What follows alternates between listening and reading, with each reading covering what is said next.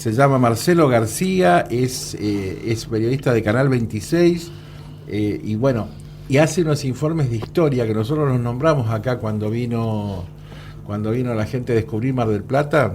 Nuestra amiga Golfieri. Exacto, Verónica Golfieri, lo hemos nombrado mucho porque yo soy un seguidor de sus informes y bueno, lo quería tener en el programa.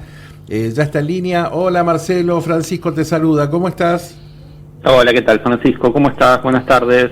Un placer poder hablar con vos porque yo te digo, yo lo dije al aire la otra vez y yo soy un fiel seguidor de cada vez que pasan tus informes sobre, bueno, cuestiones históricas, la verdad que son muy buenos y muchas gracias. Y bueno, y a nosotros nos convoca siempre el tema de la presencia nazi en lo que son las costas argentinas. Sí, claro.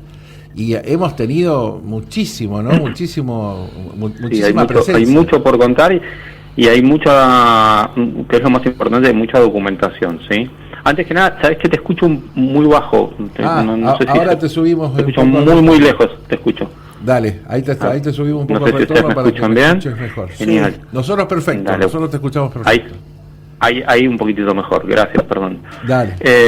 Bueno, muchas gracias, obviamente, por contactarse, por el interés. También, como ustedes mencionaban, a Verónica Golfieri, de Descubrir Mar del, que también hace tanto por el patrimonio histórico, por recuperar cosas de Mar del Plata y de la zona, y bueno, que también ella hizo el contacto entre nosotros, así que claro, bueno, no quería dejar de agradecerle tampoco. Sí, sí.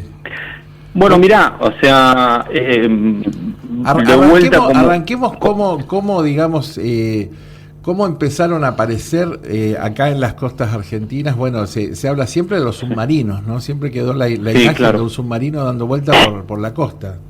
Mira, lo importante para arrancar, para comenzar con el tema, es saber que si bien las actividades del nazismo, no solamente en la Argentina, sino en diferentes partes del mundo, siempre motivó leyendas, mitos, lo más contundente en este caso, sobre todo lo que hace a las actividades de los nazis en las costas atlánticas de Argentina, es el documento, ¿no? Esto es algo que en general caracteriza un poco lo que yo escribo, sobre lo que investigo, lo que publico incluso en redes sociales, y la importancia de el documento, ¿no? La documentación creo que es fundamental. Sí. Sobre esto hay muchísimo, ¿sí? Hay muchísimo e incluso hay cuestiones que llegan hasta nuestros días, que si querés después las vamos tocando, pero como para hacer una entrada, me parece que vale la pena hacer como un punteo de la importancia que tenía para el régimen de Hitler, para los nazis, Sudamérica, pero muy puntualmente la República Argentina, ¿sí? Solamente antes de entrar a la documentación sobre la llegada de misiones de submarinos a las costas de Argentina, está bueno saber que tan importante era la Argentina, para el nazismo, que en 1931, en diciembre de 1931, 2 años antes de la llegada de Hitler al poder, sí, el partido nazi ya tenía su primera filial abierta oficialmente fuera de Alemania en la República Argentina, en la ciudad de Buenos Aires. Eso como punto de partida para después entender muchas otras cosas que sucedieron, ¿no? Luego los intereses alemanes, ¿sí? A lo largo de todo, desde el inicio del siglo XX hasta pasados los años 20, inicio de los años 30, se dio una serie de inversiones, de empresas, de firmas, en diferentes rubros de la economía del país, en su gran mayoría manejadas por firmas, consorcios, empresas alemanas, ¿sí? Obviamente esos intereses, esos fuertes intereses luego obviamente se nazificaron con la llegada de Hitler al poder en 1933. Y a partir de ahí, el gobierno nazi comienza a extender sus tentáculos a diferentes partes del mundo, pero ubicó en la Argentina un futuro puerto seguro. Estas palabras son muy importantes porque no solamente implicaba una seguridad financiera, económica para sus inversiones, para sus empresas, sino que también encontró en diferentes corrientes políticas, ideológicas, una cierta afinidad, o más que cierta afinidad, mucha cercanía ideológica con el nazismo, ¿no? Entonces se conjugaron varias cosas que hicieron de la Argentina un lugar muy especial para los nazis, ¿sí? Sí. Dicho esto, era la introducción que me parecía que era necesaria como para hablar concretamente de la presencia de los nazis en las costas argentinas. Sí, Marcelo, perdón que te interrumpa un segundo, porque dijiste la primer, digamos, local o lugar nazi que hubo acá en la Argentina. Sí. ¿Sabés dónde estuvo? Se abrió en la ciudad de Buenos Aires en diciembre de 1931. Vos pensás que el partido nazi todavía no era una opción muy válida para el electorado alemán, ¿sí? Claro. Todavía en la llamada República de Weimar tenía muy poco caudal de votos, pero sin embargo pensó de antemano sobre la importancia que tenía en causar a casi todos los alemanes en el exterior con las ideas del nazismo, cosa que fueron logrando paulatinamente. De vuelta, esa apertura de una primera filial del partido nazi fuera de Alemania fue oficial y fue en la Argentina en 1931, 2 años antes de la llegada de Hitler al gobierno. Claro. Y entonces, eso es lo que demuestra la visión estratégica que tenían también ellos, ¿sí? Sí. Pero, digamos, si querés ya meternos un poco más en lo que fue a raíz de todo esto que yo estoy contando, la presencia nazi en la costa argentina, sí podemos separar esas operaciones, porque realmente fueron así, en 3 etapas. Mira, hubo una que fue la de uno de los primeros registros que obran en archivos de la Armada Argentina, de nuestra Armada Argentina, y que data del año 1943. Hubo una primera operación que se llamó Vuelo del Águila, que en ese momento no tenía como único objetivo la Argentina, también tenía como destino alguna de esas misiones, que incluyeron submarinos y también vuelos, de ahí el nombre de Vuelo del Águila, en donde con el avance de la guerra y ya con las primeras complicaciones para el régimen de Hitler en la Segunda Guerra Mundial, se pensó en poner a resguardo, en ese momento no a gente, no a personas, sino a bienes, divisas, patentes medicinales, secretos industriales, etc., obras de arte, que ya había un marcado expolio, digamos, en Europa y que se llevaban a diferentes partes del mundo. Después la siguiente etapa fue en 1944, fueron 2 años, entre el 43 y el 45, de una acción que iba increyendo, con la llamada Operación Tierra del Fuego, en donde enviaban ida y vuelta de Argentina a Europa, concretamente a Alemania, y al revés, bienes y divisas principalmente, ¿sí? Uh-huh. Eso sucedió en 1944. Y luego lo más pesado llega en 1945, que es de lo que realmente hay mucho registro, hay muchos documentos, yo los tengo esos documentos, a partir del final de la Guerra Mundial para Alemania, de lo que fue la última serie de operaciones de la Alemania nazi del Tercer Reich, pero ya con el conflicto bélico terminado. Eso es lo más llamativo. Esa operación se llamó Ultramar Sur, ¿sí? Sí. Y el objetivo era la Argentina, ¿sí? Me pareció importante, digamos, mencionarte esto porque, sobre todo de estos viajes de 1945, hay 2 fuentes primarias de información que son muy fidedignas, son confiables. Una era la inteligencia de los Estados Unidos de ese momento, que seguía con mucho recelo el derrotero de la Argentina antes, durante y sobre todo después de la finalización de la Guerra Mundial, porque con su declamada neutralidad, en realidad lo que estaba habilitando era la presencia de agentes nazis dentro de su propio territorio. Uh-huh. Pero la otra fuente de información y documentos, que son una larga serie de papers desclasificados, fueron redactados por la propia Armada Argentina, por el ala pro-aliada en ese entonces de la Armada, que mayoritariamente era pro-aliada. Había unos muy pocos efectivos que eran pro-nazis y que estaban al tanto, esos pocos efectivos, de estas misiones que mencionamos antes como la Operación Ultramar Sur, ¿sí? Si te parece, te hago un pequeño resumen de algunas de estas operaciones que yo te estoy contando. Dale, me parece perfecto. Mirá, la primera registrada en archivos de la Armada es la del 2 de mayo de 1943 y tuvo lugar en Punta Indio. En la entrada, digamos, al Océano Atlántico, en la parte norte de la provincia de Buenos Aires, y no fue menor eso porque se produjo la llegada de un submarino, no está identificado el número, todos los submarinos tenían la sigla U que los igualaba y tenían un número, sí. Pero en ese submarino sí está constatado que llegaron a la Argentina Wilhelm von Faupel, que en ese momento era jefe del Instituto Iberoamericano de Berlín, era un instituto que pasaba directivas a los agentes nazis en Sudamérica, y en Argentina.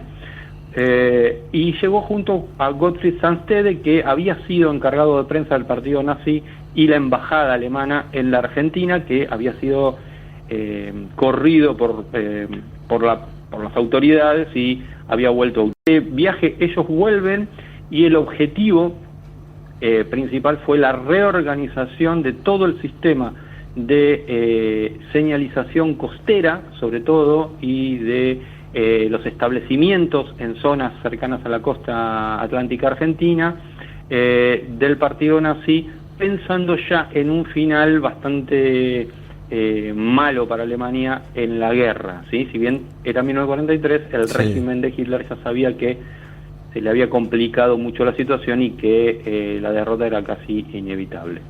Después... O sea que estaban buscando como reorganizarse acá en la Argentina, traer a sus... Estaban buscando que efectivamente la Argentina se convirtiera de hecho, de facto, como decía antes yo al principio, en ese puerto seguro para los nazis en la posguerra, ¿sí? Sí. Esto es fundamental, ¿sí? Ya en 1943 sabía el régimen, pese a que la propaganda indicaba otra cosa para afuera, que la guerra prácticamente estaba perdida, ¿sí? Todas estas operaciones se incrementan, se potencian a mediados de 1945, y esto no es menor. ¿Por qué? Porque para julio de 1945, cuando se empieza a dar una serie de, no solamente de avistajes, sino en la propia ciudad de Mar del Plata, donde ustedes están, bien sabido es que en la base naval hubo 2 rendiciones, más que avistajes, hubo 2 rendiciones concretas de 2 submarinos, una el 10 de julio del 45, el submarino U-530 con el capitán Otto Wermuth, que se rindió y se entregó, y otra luego, muy poco tiempo después, el 17 de agosto de ese mismo año del 45, con el U-977, que venía al mando del capitán Heinz Schaffer, que las situaciones fueron las mismas, ¿sí? Lo notorio de esto es que ya habían pasado para Alemania, para el final de la guerra para Alemania, más de 3 meses, ¿sí? Esto fue lo que llamó más la atención, no solamente de la prensa, sino también de los servicios de inteligencia extranjeros, principalmente de los Estados Unidos, ¿sí? Pero, escúchame, Marcelo, ¿y esos marinos o oficiales que estaban en los submarinos, se quedaron acá o volvieron a Alemania o los mandaron a otro lado? ¿Hay registros de eso? La situación de los marinos del U-530 y del 977 en cierta medida fue bastante similar a lo que había sucedido en diciembre de 1939 con la tripulación del acorazado Graf Spee, que fue protagonista de la famosa batalla del Río de la Plata contra los buques británicos, ¿sí? Que los siguieron hasta acá. En ese caso en el caso del Graf Spee hubo muchos que quedaron, internados, digamos que era una condición distinta a la de prisioneros de guerra, dada la neutralidad de la Argentina, pero hubo otros que, gracias al sistema de espionaje de los nazis y de los alemanes en el país, pudieron regresar, porque en realidad siendo internados en esas condiciones no podían salir del país, así que salían para volver a Europa y volver a participar de la guerra que estaba recién empezada. El caso de los marinos de los submarinos U-530 y el 977 que se entregaron en Mar del Plata, alguno volvió a Europa, pero ya pensá que no era en condición de combatientes, porque ya Alemania estaba rendida. Claro. ¿Sí? Pero muchos sí quedaron acá, quedaron en el país. Obviamente hoy ya no no hay nadie que haya sobrevivido, ¿sí? Pero la situación era totalmente distinta. Estos dos submarinos eran parte de una manada de, como se llamaba entonces, lobos grises, sí, de submarinos, de esa operación Ultramar Sur, pero no fueron los únicos, porque, digamos, según consta en documentos de la Marina, que yo tengo copia fiel de todos esos documentos, mira, para que tengas una idea, entre el 17 de julio y el 2 de agosto de 1945 se redactaron una decena de papers, hoy desclasificados,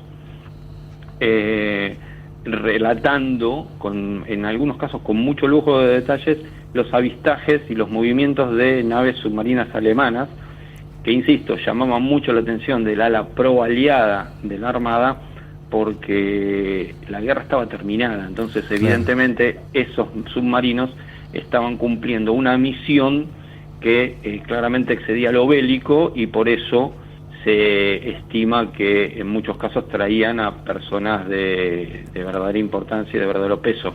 Claro, ese fue nazismo, siempre sobre todo el nazismo de posguerra, ¿no? Ese fue siempre digamos, lo que se dice, que los submarinos en realidad, en vez de venir solamente con su tripulación, traían gente muy importante. Claro. Y hasta siempre se habló de que hasta el mismo Hitler llegó así a las costas argentinas, ¿no? Mira, para tratar de separar un poco los tantos, digamos, ya me fui demasiado adelante. No, pero viene al caso porque es de la época, ¿sí? Mira, hay un documento que incluso se puede conseguir, yo lo tengo posteado en mis redes sociales, en mi Instagram. ¿Cómo es tu Instagram? Digámoslo. Mi Instagram es @marcelo.garcia.escritor, ¿sí? Bien.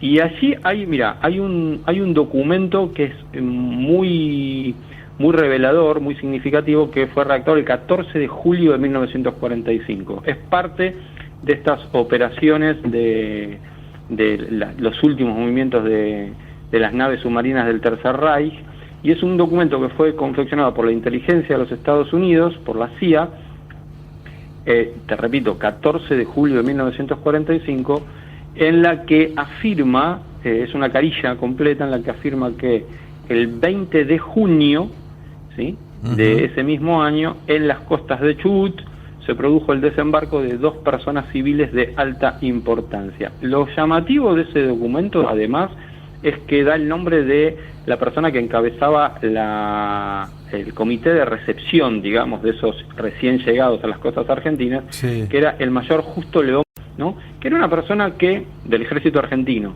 ¿sí?, una persona muy importante, muy determinante en las filas del GOU, el Grupo de Oficiales Unidos, que en ese momento estaba ocupando de facto el poder en la Argentina, ¿sí? Claro. En ese momento el presidente era Edelmiro Farrell, general Edelmiro Farrell, y el hombre más importante de ese movimiento, el que estaba más al tanto de todas estas operaciones, era justamente el vicepresidente, que ocupaba además el cargo de ministro de Guerra y secretario de Trabajo y Previsión, que era el coronel Juan Domingo Perón. ¿Sí? Lo menciono ¿por qué? Porque el mayor Justo León Bengoa era una de las manos derechas de Perón de ese momento dentro de las filas del GOU, ¿sí? Ese documento norteamericano, escrito en inglés, no es un documento argentino, lo menciona como el encargado de recepcionar a una de esas 2 personas de alta importancia, que obviamente no menciona con toda seguridad, pero que sobre el final de ese documento estadounidense da la chance de pensar que, porque los nombra entre comillas, que se trataran de Adolf Hitler y su esposa Eva Braun, ¿sí? Por otro lado, ese mismo documento habla de que el submarino que se presume habría traído a esas 2 personas de suma importancia era el submarino U-530, que justamente el 10 de julio del 45 se rindió en Mar del Plata, sin las cartas de navegación, sin torpedos a bordo, sin un bote de goma que se utilizaba para justamente descender pasajeros, y que curiosamente no estaba a bordo. Esto está constatado, está documentado. Yo tengo incluso las copias certificadas, porque pude acceder a esos documentos y comprarlos, pero copias certificadas de las declaraciones de Wermuth, el capitán de uno de los submarinos, y de Schaffer, en donde los dos se dieron las mismas circunstancias. Los submarinos llegaron prácticamente vacíos, ¿sí? Sí. Entonces, bueno, la otra posibilidad de esta llegada de submarinos es la que fue investigada incluso hasta finales de los años 90, que es la de los dos pecios, ¿sí? Para quien no lo sabe, que nos está escuchando del otro lado, pecios son los restos de naves submarinas hundidas, ¿sí? Uh-huh. Los dos pecios que se encuentran en la costa atlántica, sobre la provincia de Río Negro, en la caleta de los Loros, ¿sí? Que fueron dos submarinos que se constataron magnéticamente con aparatos hasta los años 80, 90, que estaban hundidos ahí, y que, bueno, también generaron un sinfín de rumores y de versiones sobre por qué estaban allí, por qué habían sido autohundidos y a quiénes habían traído o qué misión habían cumplido, ¿no? Así que de vuelta, digamos, hay mucha documentación. Mira, te cuento, más allá de estos, te digo, el 17 de julio se constata el recorrido en superficie de un submarino alemán en San Clemente del Tuyú. El 19, 2 días después, en Cabo San Antonio. El 23 de julio, ya siendo más al sur de la provincia de Buenos Aires, casi al límite con Río Negro, en Punta Alta y en Bahía Blanca. Todo esto son reportes oficiales de la Armada, ¿sí? El 23 de julio en Copetonas, cerca de Necochea. Sí. El 27 de julio de 1945, 4 días después, en Necochea, frente a las playas de Necochea. El 11 de agosto en las playas de Villa Gesell. Y bueno, hasta el 17 de agosto... Perdón, te corrijo una sola cosa. Copetonas está cerca de Reta, ¿no? Ok, sí, es en el sur, en la Pampa, un poco más al sur, de la digamos, provincia de Buenos Aires. Escuchame, Marcelo, la verdad que yo con vos me quedaría hablando horas, pero se me termina el programa. Te pido 1000 disculpas, la verdad. No, por favor. Es muy interesante y sos muy didáctico, la verdad que me encanta como nos contás todo esto. Pero bueno, te tengo que despedir, pero bueno, vamos a quedar en algún momento que tengas otro tiempo para que podamos charlar un poquito más, porque la verdad que queda un montón, queda la relación. Hay mucho para contarte. La relación queda mucha data afuera todavía. Claro, de la construcción. Cuando quieran, combinamos y podemos seguir la charla. Exacto. Cristina Huber te saluda. No metí la cuchara porque estaba escuchándote muy atentamente. Disfruto muchísimo de tus informes. La próxima vez te invito, venite a Mar del Plata, un tinto acá a buena temperatura. Te va a pagar el colectivo y el hotel. No, como colectivo. Bueno, somos gente pobre. Pero ojalá te puedas venir, sería un gusto grande. Nos quedan un montón de interrogantes porque